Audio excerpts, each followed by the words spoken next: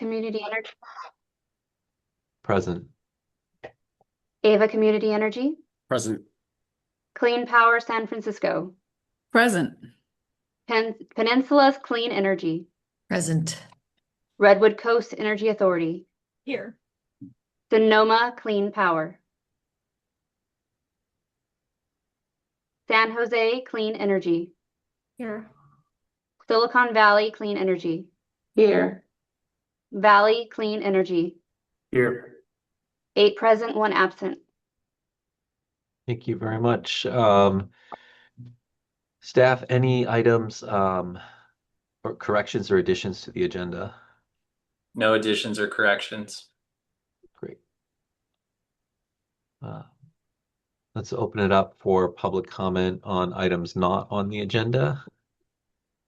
I'm assuming there's none in any of the locations. I'm not seeing any online. So let's move on then to the consent agenda. Is there a motion to approve the consent agenda? I move approval. We have a motion by Silicon Valley, a second by Valley Clean Energy. Can we have a roll call?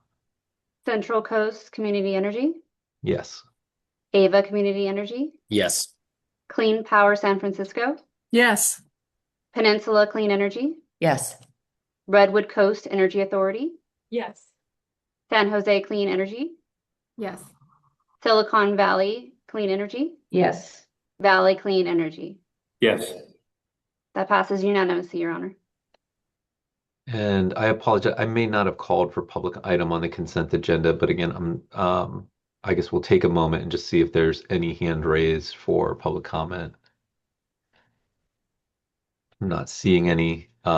We can move to the regular agenda, item 6A. This is to consider the draft recommended budget, including the recommended budget for the Tumbleweed project, and items related to information around the vacancies and recruitment efforts.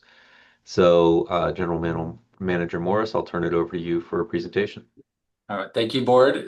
Thank you, Chair Shaw. It's good to be with you all, and it was great to see everyone last week at the Cal CCA conference. Jennifer, when you have a moment, let's please pull up the slides.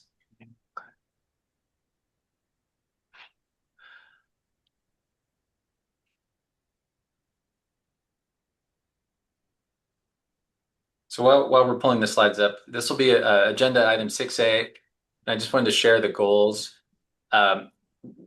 We're coming back to the board now as staff with the revised draft recommended budget.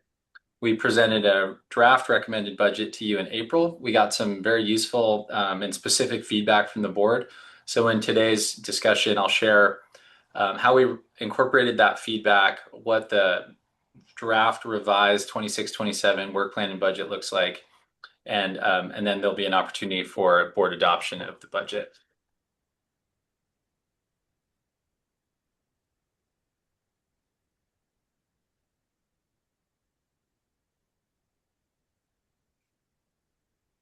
Thanks, Jennifer. Can you skip to slide 4, please?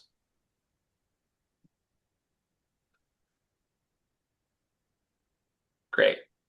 Yeah, so I just wanted to start here. So we heard very specifically from the board to further research and review in 4 areas.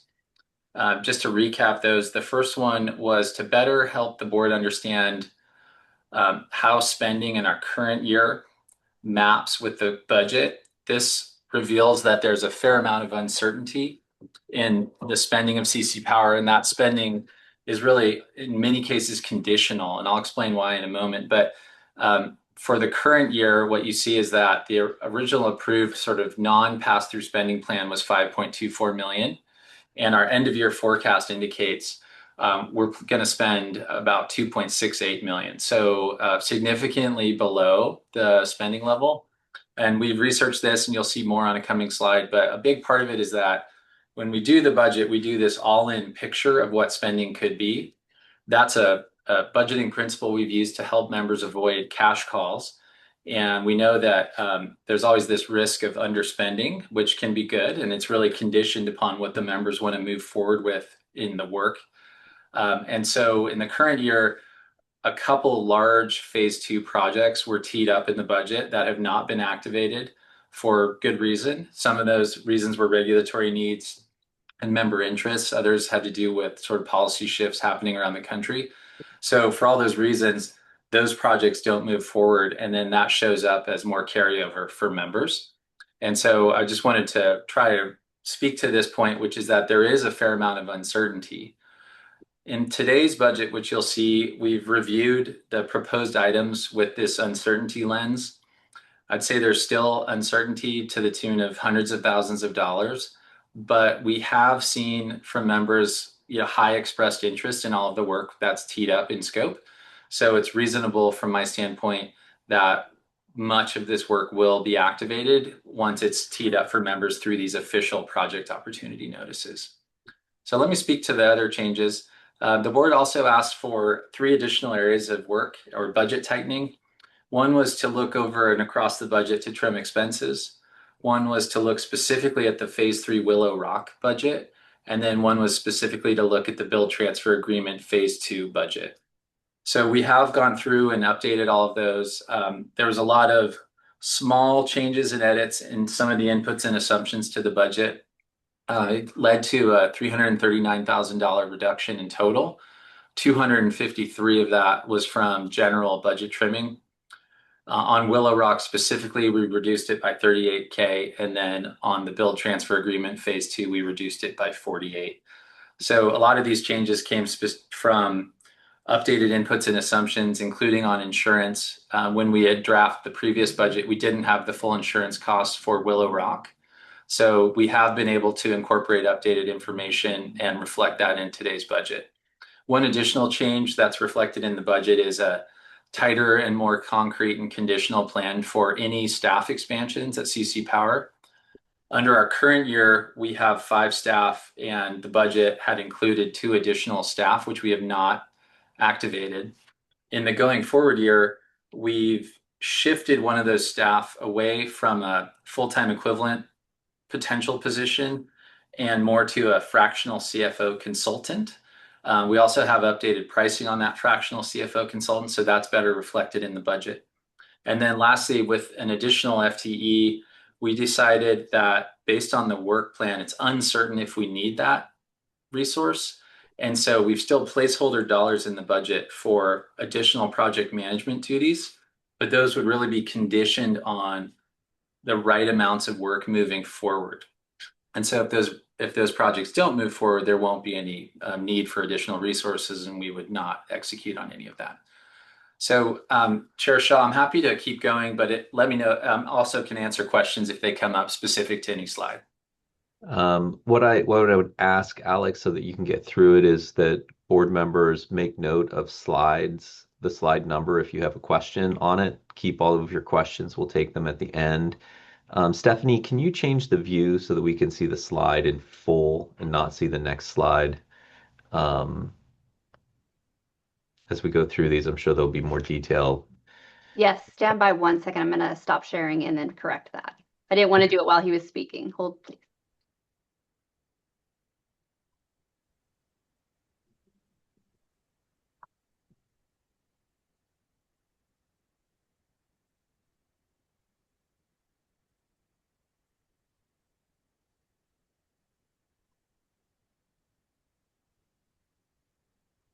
Thank you. You're welcome. Let me go back to slide 4, unless there's another slide you'd like me to go to. Yeah, you can go to slide 5. Thank you. So I wanted to further elaborate on how this current year will end, and also to provide a picture of the next year spending in the revised draft recommended budget. So the easiest way to do this is to go across the columns, and this should give the board members a sense of how much of the current budget we're utilizing.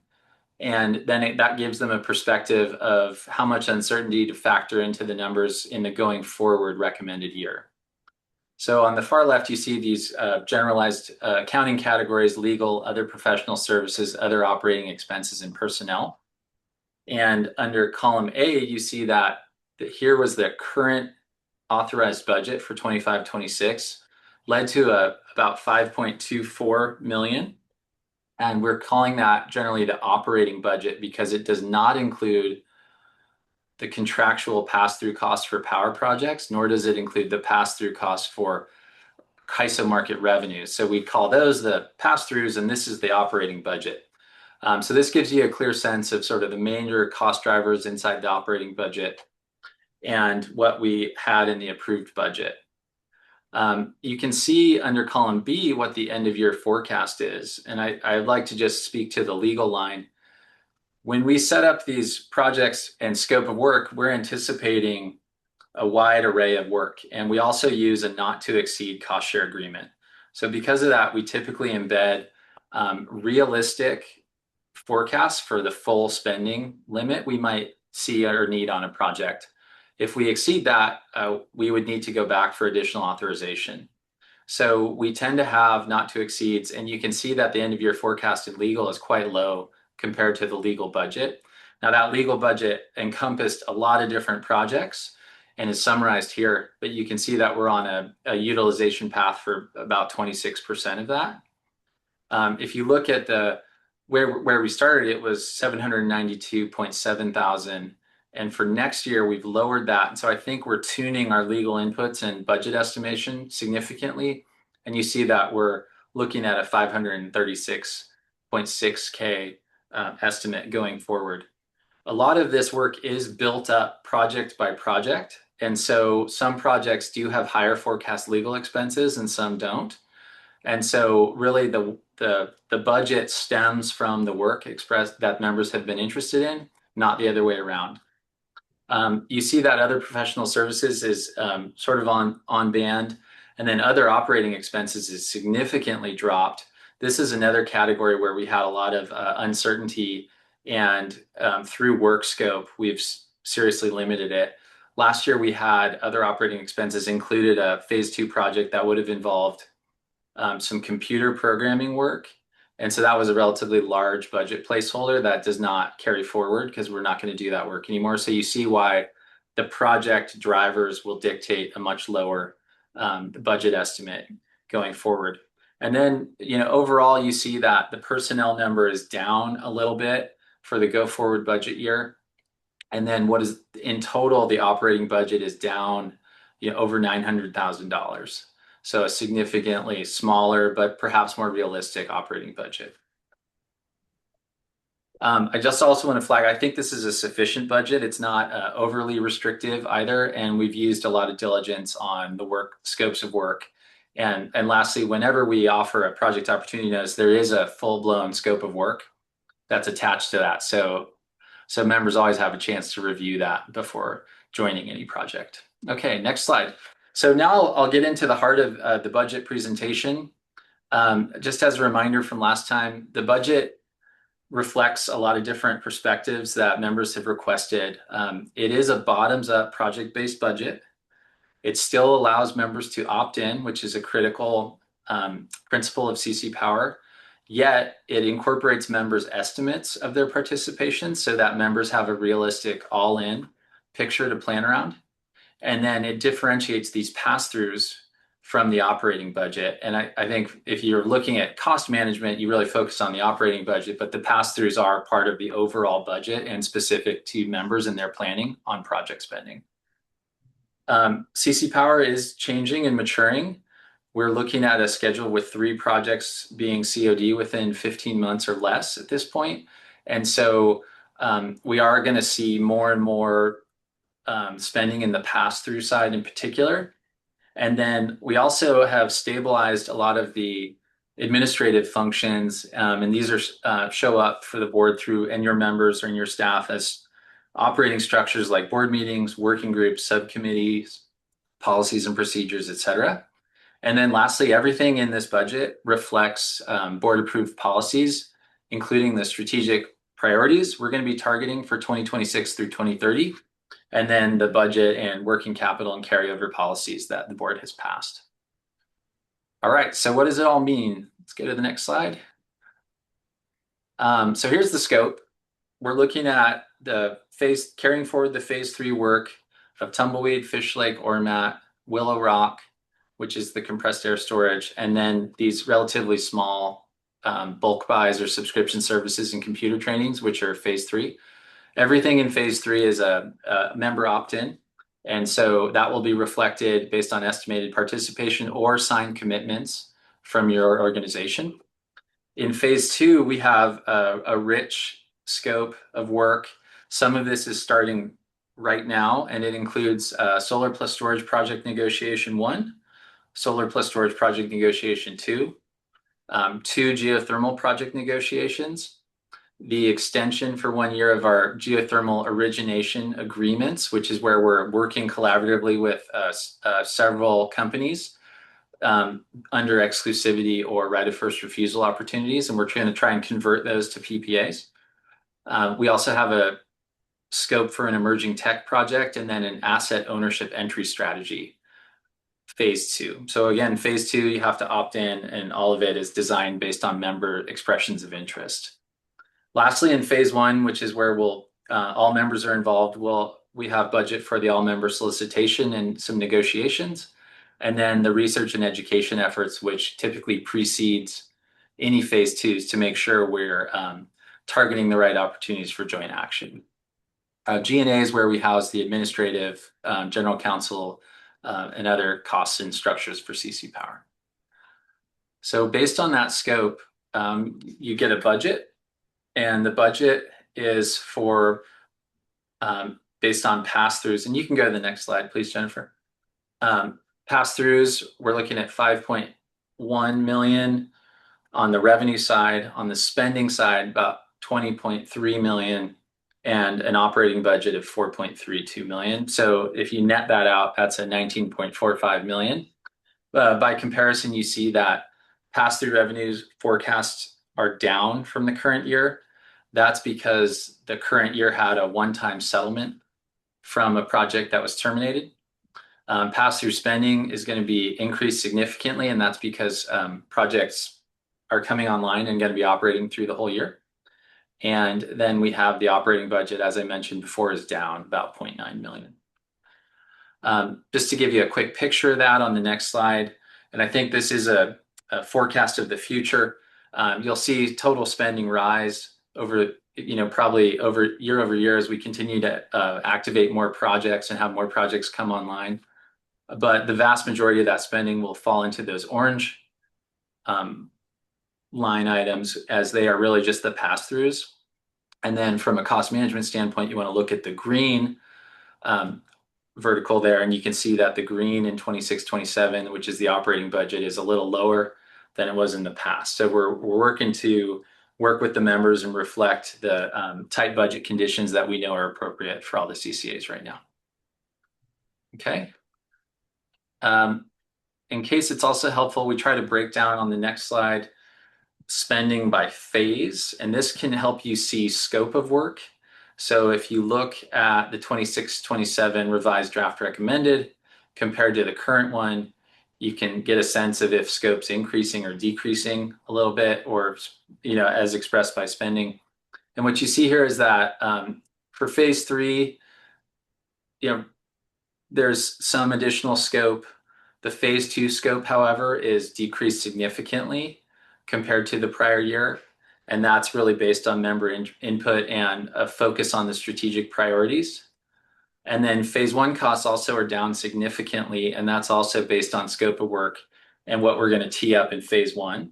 I think it's been helpful to have the strategic priorities adopted to help guide us and narrow the work opportunities so we know we're focusing. Lastly, on G&A, you do see a 2% increase.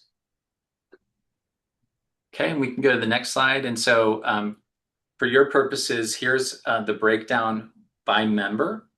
And if you focus on the far bottom right, you see that the total number still is this net 19.45 million spending plan. But each member has a specific project-derived or multiple project-derived numbers, and really focusing on your column helps you know what sort of your individual invoicing costs will be. Okay, we can move on. This just takes the operating budget part of that previous table and shows, so this is really the operating budget of 4.322 million. broken apart by members based on their various participation estimates. And pursuant to our joint powers agreement, the phase 1 costs and the G&A are all shared evenly. Okay. So next slide. Yeah, and then a big important piece of information is through our carryover policy, which was voted out 25/11/02. Members want to understand if they have leftover money in any project accounts, how can they use that money? I just want to emphasize again, this is complicated because some of these project funds may sit with a specific project where you'll get a new invoice for next year. But to help you scale the overall impact of your carryover or your forecast carryover, you can use the bottom table, using Central Coast as an example. Their total net budget from slide 11 is for $545,000, and their operating budget is $545,000. And then you can look at the top table and see that the forecast for 3C is to have $273K available. So, roughly half of their forecast budget invoices could be covered by carryover. Okay. And I'm happy to walk anyone through individual carryover calculations. And very soon, all members will get their project account balance statements. The PABS tells you exactly what the balance is in each one of your projects, including your unallocated. So that gives you a sense of what your current account is. And then we're forecasting that to the end of the fiscal year to give you better visibility to what your actual carryover will be. On cost management and staffing, as I shared earlier, we really use a conservative approach of having members authorize projects through go, no-goes. And then we're constantly iterating on the workflows and using conservatism in our spending so that we make sure we don't overcommit. Whenever we do that, that should translate to more available funds at the end of the year and underspending. And then, as I mentioned, also on the staffing side, we use a lot of discretion in the FTE and consultant use. And the budget does include a conditional FTE that's scheduled to start in January. So I call it a 0.5 FTE. Okay, next slide. One other thing, and this is outside of the budget, is beyond the next fiscal year, several projects come online. And so I just wanted to note that 3 months before COD, we will seed these projects' operating accounts. So you have already approved participation in these, but it can, when we seed the project operating accounts pursuant to our contracts with you, we collect 90 days worth of operating costs for those projects, typically PPA payments. And so it's worth noting from a cash planning standpoint that for members participating in some of those projects coming online, you'll get large invoices within the next 12 months. And we expect these would be a year from now in spring. And I just wanted to include that in the presentation to know these cash expenditures are not part of the budget because they go to a future fiscal year, but they're worth noting because they will occur from a cash standpoint within the next 12 months. And I'm happy to explain this offline. Okay. All right, next slide. Lastly is an invoicing plan. Working with an ad hoc committee last year and then again this year, it's been really helpful to have members' perspectives on an optimal approach to invoicing. And so similar to last year, the invoicing plan will be to invoice G&A for the full amount. Phase 1, full amount. Phase 2 would be full amount net of any applied carryover amounts. And phase 3 is always project specific. And then members also have, when we invoice, they'll typically have an unallocated phase 2 component to that invoice. And so that money can be attributed and allocated into any project. So when we invoice, members can pay the invoice with incremental dollars, or they can apply their unallocated dollars to it. And then we transfer that money into that project account, and then it shows up as a specific project balance that's tracked for each member. Okay, next slide. Lastly, as part of our tumbleweed contract, we need a tumbleweed annual budget. We've worked with our general counsel, and the cleanest way to do this is to have a board-approved budget for tumbleweed that also nests within the overall budget. So we have a very detailed tumbleweed annual budget that we are also seeking approval for. And this complies with all the contractual requirements of that and also reflects the ongoing operating plan that's been highly informed by project participants through our operating advisory subcommittee. So next slide. And this gives you a quick picture by member for the Tumbleweed sub-budget. And again, Tumbleweed will be operating. It's actually online active now, and our contract starts in about 11 days. And then for all of the upcoming fiscal year, that project will be operating.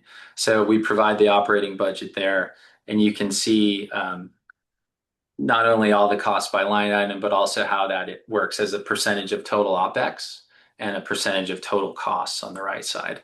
I think it's helpful, and I look forward to working with members also, particularly on that far right column, to better understand how we should manage contract management costs over time and reflect that to serve the members well and cost effectively. Okay, next slide. Okay, we can go back. And so in closing, Chair Shaw, I wanted to thank our ad hoc committee members, which was you, Sean Marshall, Monica Padilla, and Mitch Sears, who all contributed a lot of time and provided extremely helpful structure to improve our overall budgeting process and how we communicate and design it. So I did want to just, on behalf of all staff and CC Power, say thank you for the service of the ad hoc. It's been really great and helpful.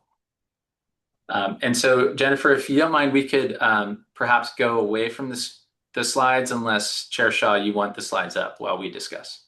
No, we'll pull them up as questions sort of require it. Thank you, Alex, for the really detailed presentation and for all of the staff work that went into incorporating all the feedback we got last time. So back in April, we had a really robust discussion, got some really good direction that Alex mentioned the ad hoc group sort of worked with, and then his team incorporated into the budget. You can see that feedback directly reflected in the budget recommendation before you. So happy to open it up. I'm going to take them in the order in which I see them. That starts with you, Director Sears. Table is yours. Great, thanks. I just wanted to say exactly what you just said, Rob.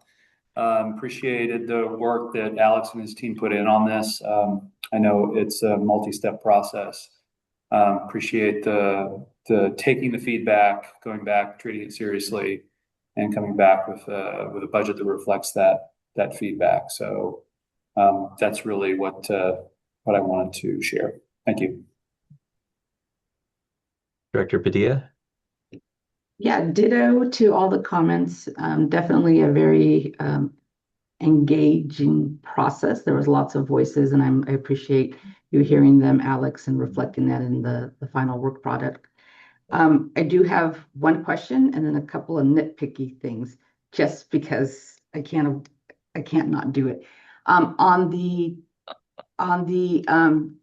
phase one costs, the question. Are we doing questions, Chair Shaw? Yes. Okay. Yes. On the phase one costs, just remind me again, because I think I heard you say that they're for the annual all source RFO, but it would also include negotiations. But the negotiations, from what I understand, don't happen until you get to phase two, because folks have to opt in.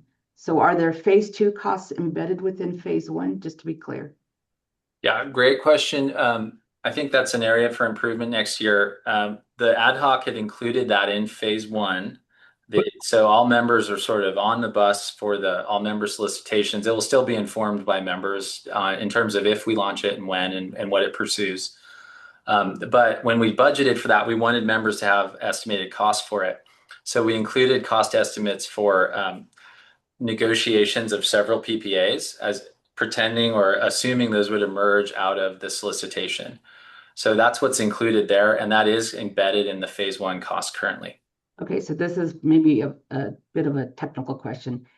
In the event that, so we approve, I'm assuming we're going to approve the budget, but when we approve the budget, we approve the total budget, not the line items. We don't say like phase one's got to be this, phase two's got to be that, or are we approving a total budget? Because I think if you end up shifting phase costs that are embedded within phase one into phase two, where they are better along, then I just want to be clear that you're not kind of bound by what's in phase one versus phase two. Thank you. My understanding is we're not, and similar to last year, we use those buckets for the invoicing. So we are bound to the approved invoice amounts, but then once the money's within CC Power, we can move it based on members' needs and instructions and also policies. Great. All right. And then I really love the table that you added that compared the last fiscal year, the expected end of year numbers, and then the next. I appreciate that. I know that that was something that that was important for, at least for myself, to understand. Is it possible, and I think you referred to it now as the operating budget as opposed to the pass-through cost for phase three. Could we, or maybe you already sent it, but if we can get that same look for each CCA, that'll also be helpful in us kind of going to our boards for approval as well, so that we can see that same operating budget number. Certainly. Yeah, that's a great point, Director Padilla. I want to make it as easy for you as possible. So I appreciate your contributions. Thank you. Yeah. And then my last nitpicky thing is just to be consistent on the tables. Sometimes you use whole dollars, sometimes it's thousands, sometimes you don't indicate that it is thousands, but we all know that. And then it's kind of weird for me to see cost as a negative number. Sometimes you express it as a negative, and sometimes you just express it as a cost. So anyway, those are my nitpicky things. But again, great work to you and your team, and to the ad hoc committee for advising you. Thank you, Monica. Good feedback. It's always an opportunity to keep improving. Other questions from members of the board? Director Mitchell. Yeah, I just want to thank the committee. I know this is a lot of work, having been on that in the past. I just had one quick question. I also really appreciated the table and the breakdown from prior years. And I noted that the other professional, that seemed to be a big decrease. Can you talk a little bit about that, Alex? What's included in there? I assume that's consultants for the various projects, but can you confirm that? Yeah. So the other professional, we just as background, we embed a project-specific budget, and then we group each project into these accounting categories. So the other professional category does grab from a bunch of subcategories that are reflected across all these projects. Most of that is consultant dollars that would be discretionary, and it's differentiated from the legal costs. So we specifically call out legal. If you look at the current fiscal year, other discretionary also included consultants for some computer programming. So it can be a large bucket that can catch a lot of items. And I'm always happy to break that out if helpful. Yeah, that's helpful. And then remind me, so as you're executing these consulting agreements, what is the threshold that comes to the board? So my authority is $100,000 for signing any agreements. Okay. And that does not include project-specific authorizations. For instance, on the phase 3 approved projects, there might be already approved delegations as part of that. Okay, that's helpful. Thank you. Yeah. Thank you, Director Mitchell. Are there other questions from board members?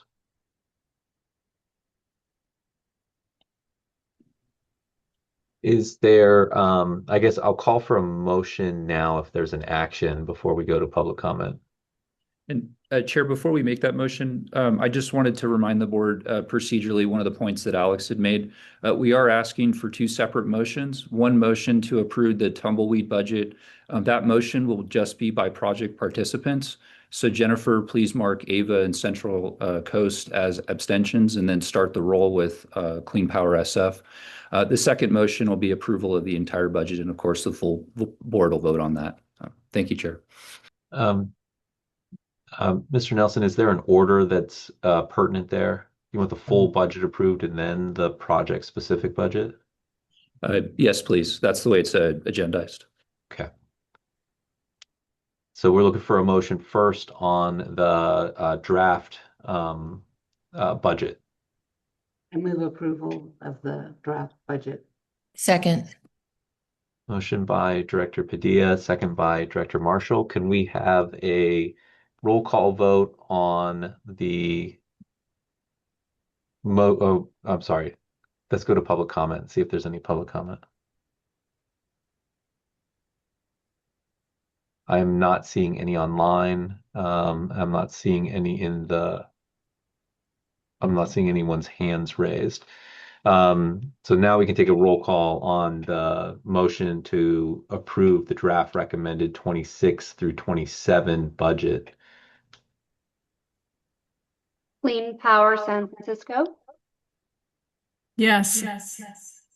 Peninsula Clean Energy, Yes. Redwood Coast Energy Authority, Yes. San Jose Clean Energy, Yes.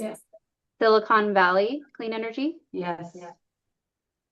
Valley Clean Energy. Yes. And Jennifer, this is the motion on the full board, so we'll also need to call Ava and 3C. Oh, I apologize. Ava Community Energy, Yes. Central Coast Community Energy.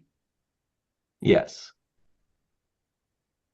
And now we're looking for a motion from a project participant and a second from a project participant in the recommended 26 through 27 Tumbleweed Project annual budget. So move. Yeah. Oh, go ahead, Beth. I was just gonna move approval of the tumbleweed budget. Second. By her own graces, Sean misses out on being the moving party. So Beth is Not the moving party on the Tumbleweed project, and Director Sears is the second. Let's call a roll for the project participants in Tumbleweed. For a point of order, Joshua, is that going to be the 2 abstentions included in this item? Yeah, that's correct. And we can start with Clean Power SF. Thank you. Perfect. Clean Power San Francisco, Yes. Peninsula Clean Energy, Yes. Redwood Coast Energy Authority, Yes. San Jose Clean Energy, Yes. Silicon Valley Clean Energy, Yes. Valley Clean Energy. Yes. That's 6 yeses and 2 abstentions. Well, thank you very much, board members, and staff for putting everything together. That approves the budget. Let's move on to item 6B, which is the strategic plan development implementation. This is an informational item. Alex, I'll turn to you for a presentation. Thank you, Chair Shaw. And, Board, I wanted to start by briefing everybody on the strategic plan as we've worked on it. And Jennifer, can we pull up the slides to slide 20? The starting point for this was the board's work last year in identifying and adopting 4 strategic priorities. And as part of that adoption, there was a plan to update the strategic plan for the 26 to 2030 period. And you'll also recall that the original strategic plan from 2022 had numerous ideas. And so it was challenging to work with that plan because each year when we would do work planning, we would reference that plan and develop a menu that members could look through. That plan included a lot of joint action possible ideas. And I think the board decided it would help to have a narrower set of priorities, which are now reflected in this draft strategic plan. And I'll share those again for you in a moment. And then how will we use this plan is another topic, though. So we rely on the board each year to adopt a work plan and budget. And that budget is fairly specific and it reflects the estimated participation in a lot of things we've just discussed.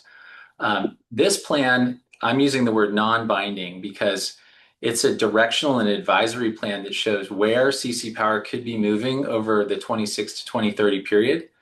And the potential use case for this plan is that not only does it help us focus in the right priority areas, but it also helps the board to look at and reference this plan to see if the individual work plans are steering CC Power towards the board directed goals or not.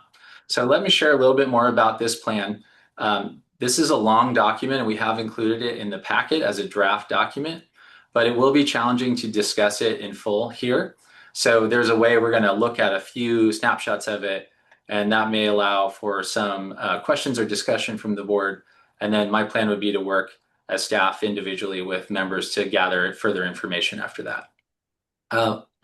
The plan for each of the 4 priorities, it includes a specific set of items.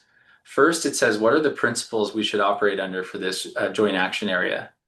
Then it loosely defines, and I use the word non-binding again, these outcomes or goals we might or should work towards over the 5-year period.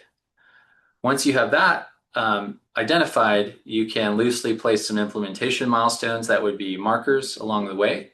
And to further guide the board, we look at the competencies we would need and then any supplemental information. So this creates a lot of useful information that can guide the individual 1-year work plans and budget. And we'll cover next steps at the end. Next slide, please. Just as a reminder of the priorities, these were adopted last year, and they are to continue doing procurement work, to work on emerging tech, higher risk for these unusual or hard to contract technology areas, to lead member CCA power asset ownership efforts, and then also to effectively implement and operate on the existing projects we have, which that list will over time grow. And so then to show you again how the draft strategic plan is written on the next slide, you can see that for each strategic priority, Jennifer, yeah, thank you. It goes through this sort of grouping. First, we develop the principles, and then the goals, and then the implementation milestones, competencies, or other. And for today, I wanted to just look at those top 2 green boxes because I think that's the most useful place for the board to start. You know, what are the principles and joint action concepts or truths we believe that should guide us? What are they? And then what are some reasonable, even if non-binding goals that should be considered by the board as sort of guidance for CC Power as it goes about its work and does its annual work plans. So we can go to the next slide. And again, the plan is long. So I wanted to just, I excerpted a few of these items, specifically the principles and the outcomes or goals. And I wanted to just give you a feel for it. And then I look forward to individually working with board members on this. Under the power procurement strategic priority, some of the principles that are incorporated or written into the current draft plan would be these sort of general agreements that joint solicitations and procurement can provide cost savings while yielding useful opportunities. And that solicitations should serve compliance-driven procurement needs, strategic mega project contracting needs, or other market intelligence functions as applicable. So we're trying to contain and dictate what we think the scope of work will be through these agreement principles. And then some of the outcomes or goals that we could at least reference in the annual work planning would be, you know, are we on track? And so an example draft goal would be that over the 26 to 30 period, annually, we should be working to deliver project opportunities to members. And a way to measure that would be that we present 1 or more incremental phase 3 project opportunities to the board for approval. Another one would be that we could work to present 1 or more mega project opportunities to the board by 2030. And so in practice, the board could reference these sort of expected outcomes or non-binding outcomes and say, you know, that was important to us when we passed these priorities, and the plan is CC Power on track, and it'll help you evaluate the work plan versus the longer term vision for CC Power. Chair Shaw, let me just cover one other area. I'll just cover asset ownership from using this excerpted approach. So the principles under asset ownership, and there would be more than are just shown here, is that joint action can make sense in this area because it can reduce risks and complexity of asset ownership for individual CCAs, and it may create opportunities beyond those available to individual CCAs. And then ownership is worth pursuing or looking at because it may create long-term strategic value for CCAs and their communities, including through exposure to interconnection values, diversity amongst power plant ownership types, use of CCA financing structures, or opportunities to provide generation to meet your obligations. So that's an example of how these principles could guide and inform us. And then under the asset ownership priority, a non-binding outcome that we could use as a marker would be by 2030, identify and contract to own 3 or more relevant wholesale power projects with 1 or more projects online or under construction by 2030. And so I wanted to just caveat, I know planning, a lot of members, we all use the word plans differently. I'm trying to explain how I think we would use these plans would be really to guide and support the board in evaluating the one-year work plans. And to do that, though, we would need to work to finalize this plan and adopt it so that we have it sitting there as a guidance tool for the board as we go through our work. And this plan would never usurp any member's decision-making to join a project or not. This plan would not dictate a budget, but it would be a helpful vision document for guiding the board. So this should give you a feel for what's in the plan as we've drafted it. And if you go to the next slide, Jennifer, my plan is to check in with individual members.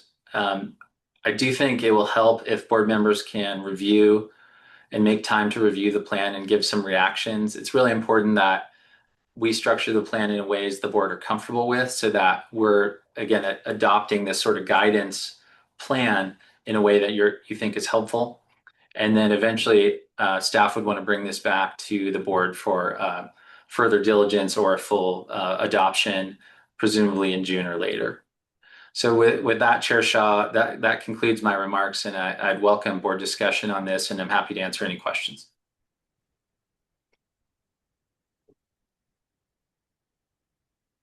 Chair Shaw, you are muted, sir. Yeah, thank you very much. Thank you, Alex, in more ways of one, for the presentation and for reminding me to come off mute. Are there questions or comments from board members? I see Vice Chair Chang, your hand is up. Thank you. Alex, I appreciate you sort of organizing this presentation in this manner. I think it's really important to continue to get good alignment with our board on these various priorities. And I think the work we did last year to coalesce around this was really helpful. I think my feedback is I like how it's organized. From my perspective, it seems on track in terms of the various priority areas. And I think the excerpted outcomes and goals are directionally aligned. And my feedback is perhaps just look at that as directional alignment. And, I think those numbers and the timeframes are reasonable. But the work is to continue to iterate and verify those things as we go forward year by year. And I think there should be flexibility and opportunity to pivot and evolve that as we learn more. And I know one of the things that we have talked about is how much goes into these kind of near-term work plans, because I think, for example, asset ownership, there is so much for us to diligence and evaluate as to how we may own assets, who we want to partner with, how we want to develop assets, when we want to, buy into assets and all of those things that I think that will really then inform whether it makes sense to go own assets, by 2030 and that many. And so I guess I just highlight that in the sense that I think it's good to outline, sort of objective outcomes. So we're all on the same page. And I think it's even more important to identify kind of nearer term kind of work products and diligence and research and learnings that CC Power is gathering so that we can continue to validate that we are doing the right things to move in that direction, and confirm that amongst its members. So that's my bit of feedback I would add. And then the other piece of feedback I would just say is on the priority number 1, power procurement. I continue to still have some open questions as to what that really looks like. I think the plain vanilla sort of procurements just continue to be a little bit of an open question amongst our members. What are we really seeking there as an objective? The other ones feel a little bit more clear in how it's differentiated from what we're currently doing as a CCA. And for that one, I'm left a little bit questioning. And I think there may be some more work we want to do just to continue to hone that one. So that's it for me.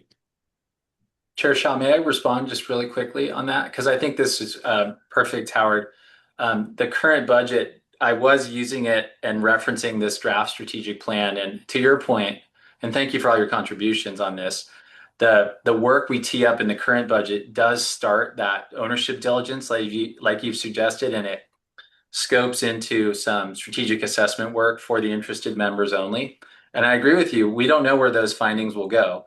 And so it's really important for us to know that depending on what we do in the next year, we may want to change directions. And the plan is not designed to take away any flexibility, but it does lay out, I think, a reasonable plan for how we approach these problems in priority areas. And I will certainly take the homework to go back to the plain vanilla strategic priority 1 and work to further define that and also iterate with members on what that means and how it serves them and who pays. Okay. I think Director Marshall. Thank you. I want to echo everything that Howard said. Thank you for that, Howard. And also just to take a minute to recognize kind of how far we've come. At least from where I sit, I'm not like Barb, having been here from the very beginning. I know we'll be recognizing that later in today's lineup, but at least for me, I want to just say thank you for the time that we took in Yosemite last year at that retreat. It was a super helpful kind of get real moment. And then several iterations thereafter to really hone it and get it right. I appreciate the prioritization, and I think the list is in correct order. I know that could shift and, all of that. So I just want to say, I'm so glad that, we've really kind of coalesced around what makes the most sense for CC Power and taken some burden off of you to pursue a whole bunch of other things that, we just don't have the capacity for. So thank you for doing that. We're happy to provide further comment later on as you need it, but mostly just thanks. Thank you, Director Marshall. Director Padilla. I certainly want to thank you and staff for you, General Manager Morris, for this. I know that the strategic plan that we had been kind of working off of was developed really before we knew exactly what CC Power was going to be and how we were going to prioritize work and what we wanted to achieve here. So I think this is a good kind of next step. Although, all of us know that strategic plans evolve like all the time. And so I'm assuming that there's going to be more evolution on this as well. I agree with Howard. I do really want to understand that, what the power procurement focus is at CC Power in terms of like whether it's this all-in concept for a phase 1 type RFO, or if it's more of a kind of a la carte or to serve a certain portion of it. I think that's really important for us to nail down next year to understand that. And, I love a SMART goal. I love it when we put numbers and deadlines on goals, but I'm also understand that there's a lot of things outside of our control, and sometimes it's hard to achieve those numbers. And I would hate for us to just be moving forward to get to a number or sign 5 contracts or whatever it is, just for the sake of, because it's in our strategic plan. I think we have to do the due diligence always to make sure that this resource or resources or whatever it is we decide is truly what we need and makes sense for all of us, as opposed to just trying to make sure that we accomplish what we say we want to do, right? There's always that feedback loop. And I know that we will have those discussions. I'm not concerned at all. I'm just, want to make sure that we know that these are, I guess, aspirational goals and not necessarily things that we're going to completely evaluate ourselves on. But anyway, yeah, and I'm going to admit, I didn't do a lot of reading of this part of the packet. And so I'll spend a little time and send my feedback to you as well. Thank you. Thank you, Director Padilla. Director Hale. Thank you. I'm trying to understand the use of implementation and the detail that's there. I'm with you on the priorities. I understand what you're trying to accomplish in terms of the setting clear goals piece, but some of the implementation feels a little too detailed for me. And I'm interested in getting educated on what the thinking is behind including that level. It starts to turn out to be a little bit of false precision, I think. If we're maintaining flexibility and then we're talking about this implementation at a level of detail that seems a little too deep.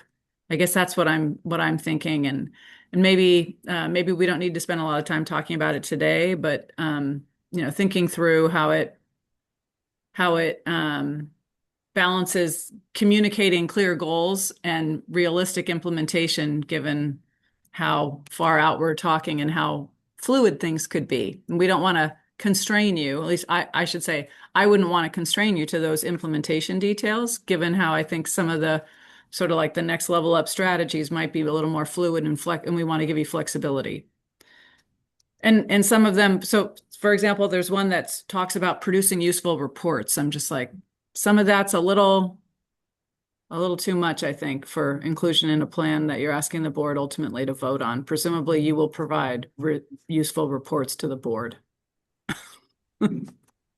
without having to say it in a plan we adopt. Thank you. Director Hale, thank you for those comments. Are there other directors with comments? I have some as well. They follow in the same vein. General Manager Morris, I think what you heard from Director or Vice Chair Chang, Director Marshall, Director Padilla, and Director Hale, I would really echo. There's a strategic plan and there's an implementation plan, and those two things are different. I think there is a lot of work still. We have those priorities that we're identified and that we're going to be working towards, but there's a lot of iteration around that and continuing to kind of make sure that we test and validate the assumptions around those priorities, keeping us focused. I think it's going to be really important in a further discussion among the board about how CC Power carves out its own identity and its own value add separate from what the CCAs themselves do in their power services teams. And I think that gets to a little bit of the comment about that, priority one, what's plain vanilla procurement versus where's there additional sort of uniqueness in where CC Power adds true value, doing things that like owning assets, testing and validating assumptions around that, or emerging tech that's harder to procure, takes more diligence, coordination. It's more appropriate to spread risk across multiple members. So probably more thinking around that in general. I also don't want to miss the opportunity to say what CC Power does not do. And that can always change, but I think it's always important when we look at plans. The work we did last fall really helped focus and carve out some of the things that may have been ancillary, may have been time constraints on staff and refocused around these 4 principles.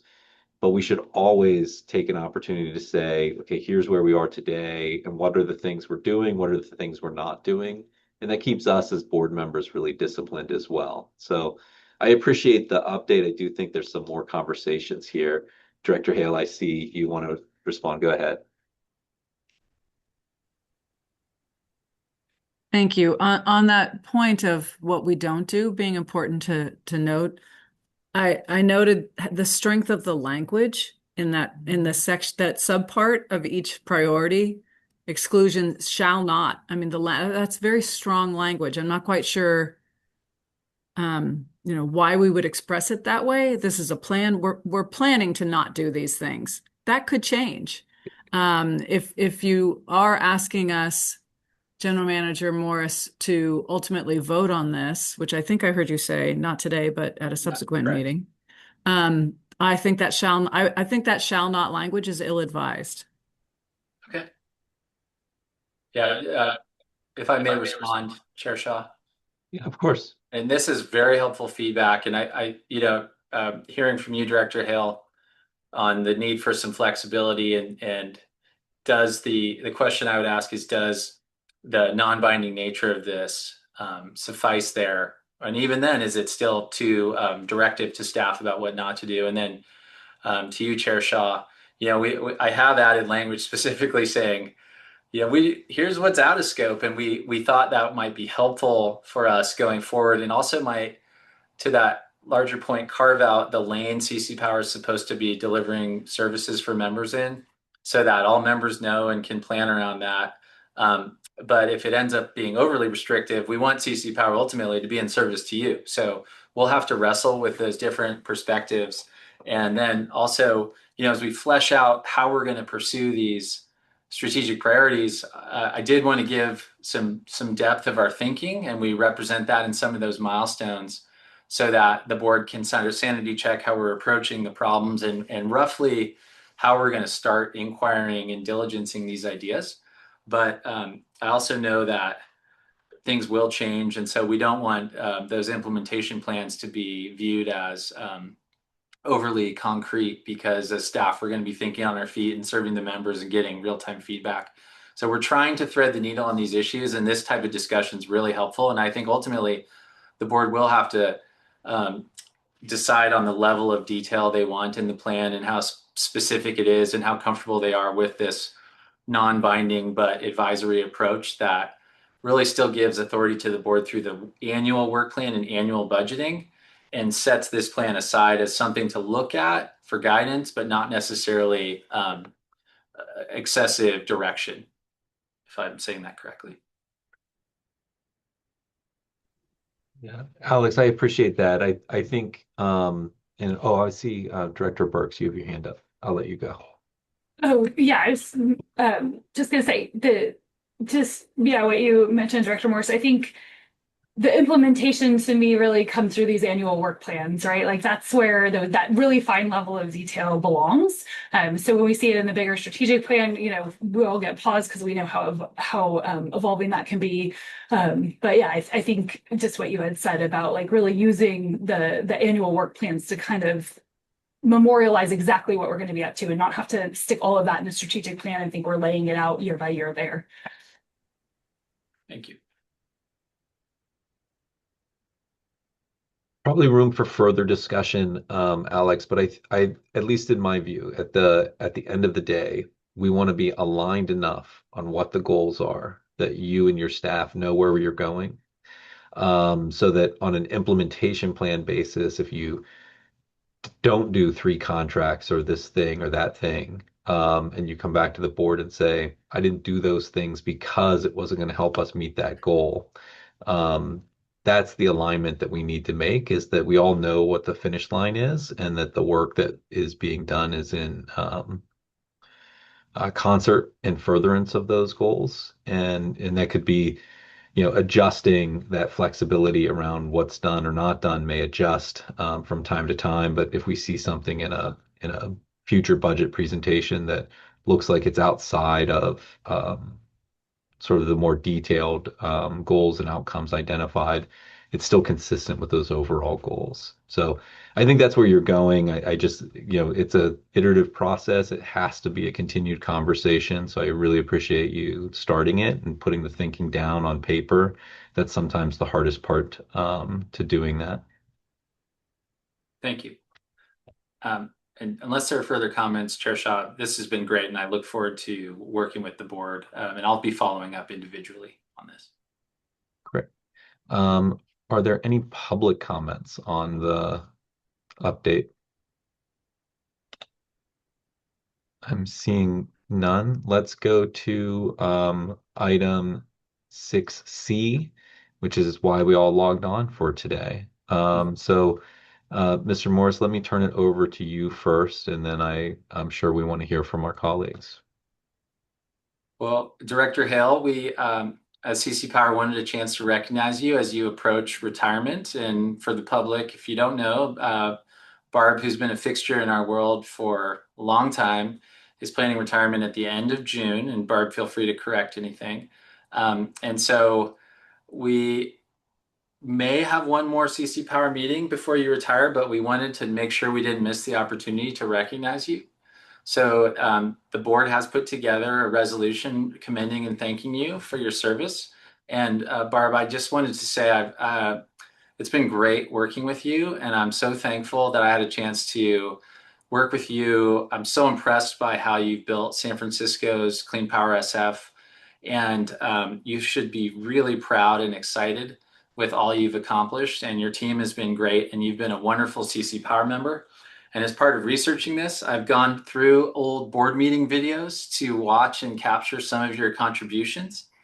And you really have contributed a lot, but there's 2 moments I wanted to call out. One was your extremely generous presentation and tour you arranged for all of the board to see what real infrastructure is like and to understand that through the Hetch Hetchy tour last fall. which really, I think, showed a side of San Francisco's operations that is truly incredible and showed a lot of vision and guts. And yet it also showed how long-term investment can be so valuable for your communities. So it's so neat to have seen that. And then I think everybody can appreciate that Barb has a unique attention to detail, and we've all seen that over the years. And Barb, one sort of fun thing I challenge the staff with is to have our board packets have more attention to detail than you, and to see if we can catch any typos to make sure that everything's perfect. I regret to say we have probably not achieved that level of operation, but in reviewing videos, a really fun thing was going all the way back to resolution 210513, which was the third resolution of May, 5 years ago. You had highlighted some mistakes in an actual PPSA, one of the original cost sharing agreements. And so I went and made sure we sort of have that reflected, that edit incorporated into our cost sharing agreements now. So your attention to detail persists and has consistently improved the quality of work in CC Power, and I'm so thankful. And I'm also sad that you're retiring, but I'm happy for you, and I wish you nothing but the best as you embark on this new chapter. So thank you. And Chair Shaw, that concludes my remarks, but I really hope the board unanimously passes this resolution, because Barb has certainly earned it. Well, thank you, General Manager Morris. I think the gentlemanly thing would be to let Barb go, but I'm first going to go to the rest of the board members. If there are any other board members, Monica, I see your hand first. Yeah, so I was exposed to Director Hell before the CCA space. Her role at the San Francisco PUC was one where sometimes she probably didn't know me because I was merely a peon at the time, but I remember attending a couple of meetings where she was speaking or presenting and going back and telling my teammates, oh my God, this woman's amazing. She's so smart. And then to find myself, decades or maybe a decade and a half later, sitting as a peer with her on a board, I'm like, this is an incredible opportunity to learn from her. Barb, you've been one of my mentors on many boards. I wish you luck. A fun fact about Barb is that she has one of the most amazing shoe collections. And so whenever she shows up, whether it's on a stage or at a meeting, the first thing I do is look at her shoes. In case you didn't know that, Barb, you have an amazing shoe collection. So anyway, so thank you so much for all the service you provided to public power and to everything you've done across the CCA space. You are going to be missed tremendously, and I would certainly support the resolution. Thank you, Director Padilla. Can we go to Director Mitchell? Yeah, well, I'll definitely second the motion, and yeah, congratulations so much, Barb. Many of you know this, but I had the pleasure of working in San Francisco for 10 years before I came over to San Jose, and definitely formative years. So many things that you've overseen over the years, from CCAs, the launch of Clean Power SF, the expansion of Hetch Hetchy Power, through all those redevelopment areas. It's just an amazing legacy, and you should be so proud of everything you've accomplished. And yeah, I just wish you nothing but the best in retirement. Hope you get to travel and enjoy your kids and enjoy some cocktails, and we'll be thinking of you. Thank you, Director Mitchell. Director Sears. Yeah, Barb, obviously echo everything that folks have said already, but just reflecting back, I mean, you are practicing the craft, and you're a builder in every sense of the word. What I've seen with CalCCA now with CC Power, just laying the cornerstone for these organizations that we all benefit from, and the amount of energy and humor and everything else that you sort of put into this into the work really has been sort of inspiring, especially for those of us who didn't come up through the energy sector. It really is, it's really helpful, and absolutely appreciate all all the time and work that you've put into this, and helping all of us sort of come along.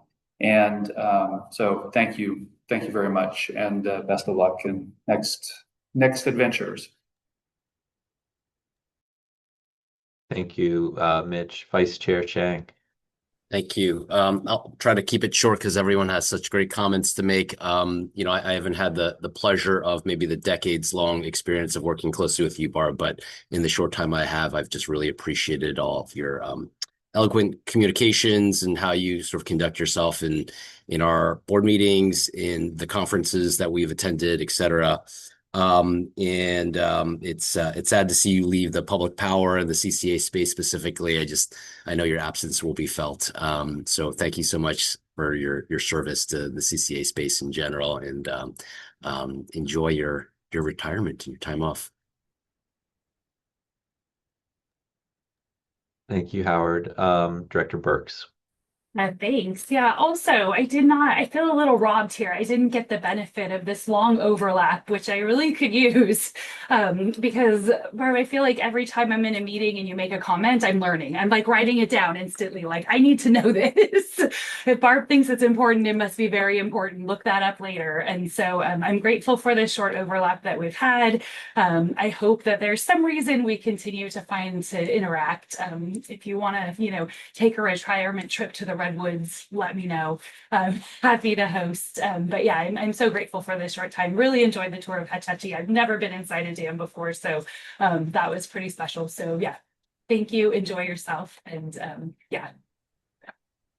Thank you, Beth. Director Marshall. You're on mute.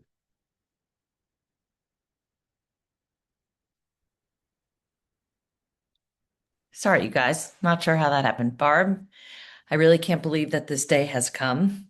It's a little shocking because I really thought you were 35 and holding.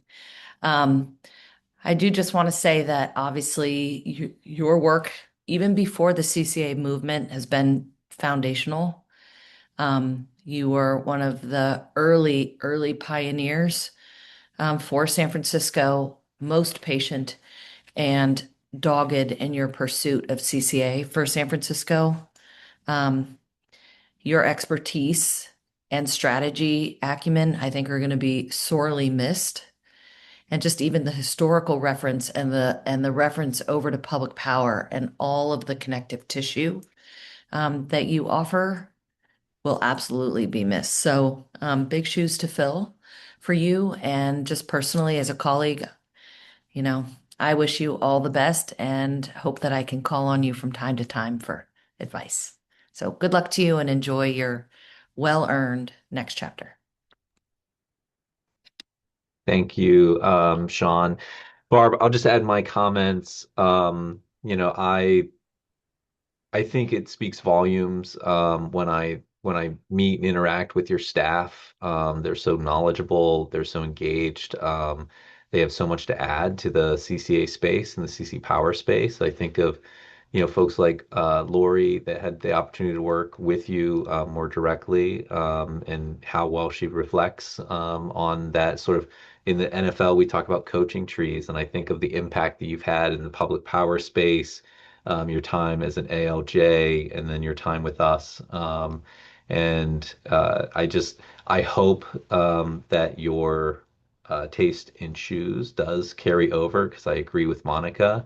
And I hope that we all up our games a little bit. But you have been, I think, just such a wonderful mentor, so open with your knowledge, willing to help people learn, help people tackle really complicated topics, and really astute, and that attention to detail carries over much further than nits in PowerPoints, but it carries over to really meaningful discussions, really meaningful policy choices, and we've all so benefited from you spending your time with us.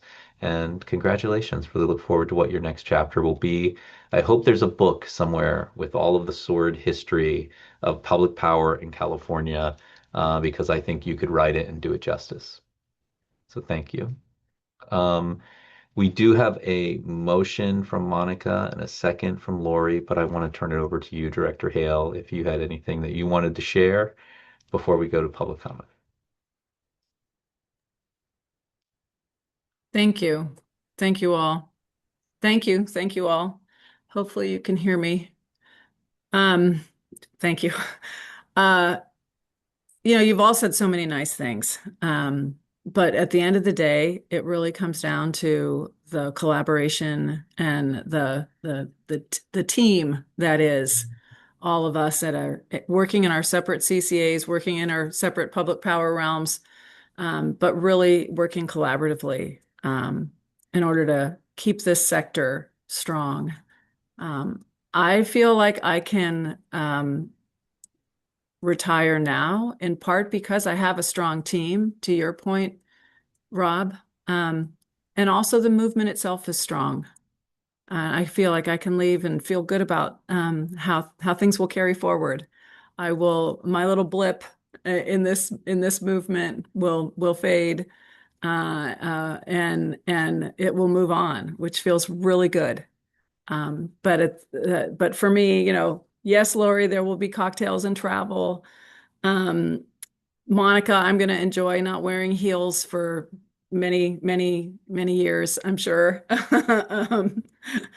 I think the real message, though, that I want to convey is appreciation for what I have learned from all of you and your staffs about navigating this new sector, and about what leadership looks like, how leadership shows up, and how leadership isn't about the individual, but can be very much about the collective and the force we can be when we exercise that collective interest. So thank you all very much. Thank you, Barb, and congratulations. We have the motion. Thank you, Monica and Lori. Do we have any public comments?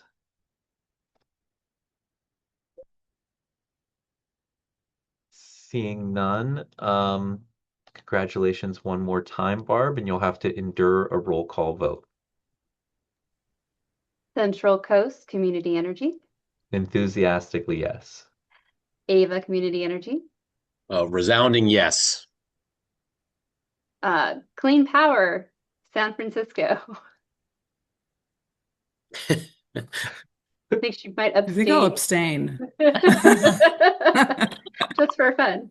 Peninsula Clean Energy. Might be my only abstention here, but I think I'm abstaining. Making history.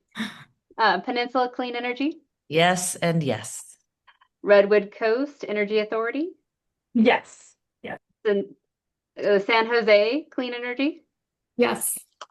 Silicon Valley Clean Energy. A bittersweet yes. Valley Clean Energy. Absolutely, yes. That's 7 yeas and 1 abstention.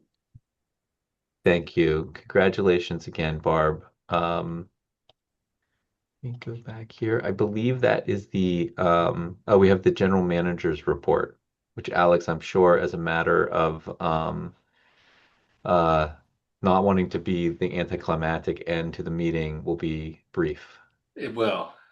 Thanks, Chair Shaw. Thank you, board. So, Jennifer, if we could pop up the slides. I'll be very brief and quick. There's a couple things I wanted to report out on so the board has this information. I wanted to start with these project opportunity notices, or PONs, and you can go to the next slide, Jennifer. The PONs are the official sort of opt-in moment for phase 2s or phase 3s. And we have a sort of process in place to notify you and your teams. And I wanted to make sure that as board members, you are also aware that these PONs have been issued, and they have a clock. So members have to opt in or out by a certain period of time. We're happy to discuss. And typically these have been highly informed by your staff already. So some of the PONs that are currently active, there's a geothermal PPA pursuit. There's a solar plus storage PPA pursuit. There's a solar plus storage BTA pursuit. These are all phase 2s that have been issued. And then coming soon, we're going to have an amendment to an existing long duration storage agreement for expansion. We're calling that a phase 2C, sort of right at the end. We're not really going to renegotiate very much. as part of that. And then we'll have the reauthorization of the GEOD agreements. Just so you know, all these were reflected in the budget that's been approved. So we think, we kind of know members are interested in this, and we expect to hear back soon. And so if you have any questions as board members about these ponds or who we're talking to with your teams, let me know, because it's really important for the board to be aware this work is now moving forward. Lastly on this, we anticipated that members may be applying some of their unallocated phase 2 dollars to these purposes. And so if you have questions about that, you'll receive your project account balance statement, and that'll help you know where the project account balances are and how much you have in your unallocated bucket that you may want to apply. Okay, next slide. Just some financial updates. As I shared earlier in the budget presentation, we are on track to underspend significantly this year. You'll see that as some of these unallocated phase 2 dollar carryovers. And then it also means that we'll underspend on the G&A side. And so I'll work with the officers to further report out on that, and we'll be treating any underspending on the G&A in accordance with the budget policy, which was passed last year, or it's called the carryover policy. As I mentioned, the project account balance statements will come out soon. And then lastly, on financial side, with the budget approved, we'll be invoicing pursuant to that or pursuant to the project opportunity notices or project authorizations. Next slide. Just looking ahead, I wanted to notify the board. We're working on making sure board meetings are very full. And so as we get into summer, we know that time is, everybody's busy and may be out of the office. And so we are looking at having a June meeting. The real purpose for that would be for this phase 3 project decision that we would be teeing up. And that's one we don't think it would be prudent to wait on. So we'll know more if that decision is going to be ready to go soon. But currently I'm viewing the June 17th meeting as likely needed. And then we may also use that meeting to have the board review some GM goals for the calendar year. Also in June, we have the tumbleweed ribbon cutting, which is truly a milestone. And I remember a board offsite several years ago saying we need a ribbon cutting event. And so here we are on the doorstep of that. And for those of you coming, please let me or the team know how we can support you and your staff. Should be a great event as long as it's not too hot. And we look forward to getting together down in Kern County for that event. And then dependent on the work we get done in June and July, my expectation is we may not need a board meeting in July. And as soon as I've worked with the officers to confirm that, we'll try and adjourn that meeting so it's off your calendar as soon as we can let you know. So everybody's free to get their time back. But first things first, we're solving for that possible phase 3 decision, and we're really keying in on that because we'll need the board to meet for that purpose. Lastly, I wanted to just disclose any of the GM activities done pursuant to my authority in the last month. So we can go to the next slide. And so here's where we've used the GM signing authority. We've now officially amended the Fish Lake PPA, so that PPA is in good standing and moving forward. We've given a notice of the resolution of event of default for the Fish Lake PPA. On tumbleweed, with our scheduling coordinator, we now have agent designation agreement with Tenaska and Ascend. That's part of our scheduling and bidding work. We have an exclusivity agreement we've signed with a geothermal developer. The Willow Rock project participant share agreement has been signed by CC Power and the members.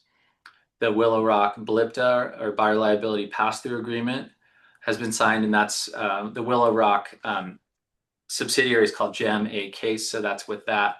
And then lastly, we've signed the Tenaska parent guarantee, so that the operations of Tumbleweed is pretty ready to move forward at this point. So with that, Chair Shaw, those are the updates I wanted to share, and I'm happy to answer any questions. Thank you, Alex. Director Marshall. Thank you so much, Chair.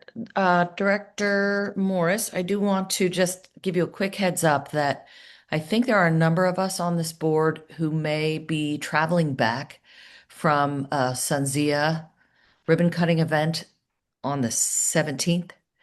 And so just something to bear in mind. I know for us, Shalini Swaroop, our COO, will attend that meeting in my place, but you'll want to make sure that hopefully the vast majority of primary board members can attend. Very helpful note. Thank you, Sean. Thank you, Sean. Any other questions? I don't see any other hands raised. Is there any public comment on the GM's report? Seeing none, believe that concludes our business. And the last item is to adjourn. So thank you all very much for your time. Congratulations, Barb. We tried to sneak one more item of work in. Thanks, We're adjourned. everybody. Thanks all. Thanks.